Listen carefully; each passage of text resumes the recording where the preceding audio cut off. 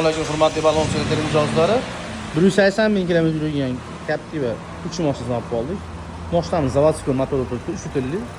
Ma'lumotsi bu mashinamizga Castroldan 530 Dexis 2 yordam qo'yib beryapmiz. Propan gazlari bilan. Motorda ovozini eshitinglar. İçini qaranglar.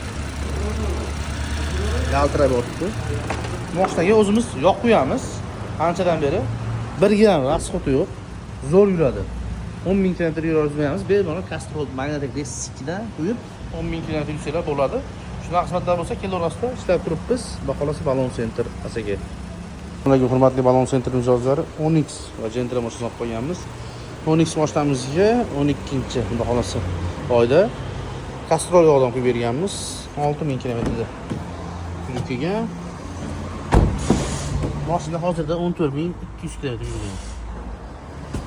Hozir mashinamiz 8 ming kilometr yurib kelgan. Yog'atini holatda ko'chdik. Mashina faqat benzin.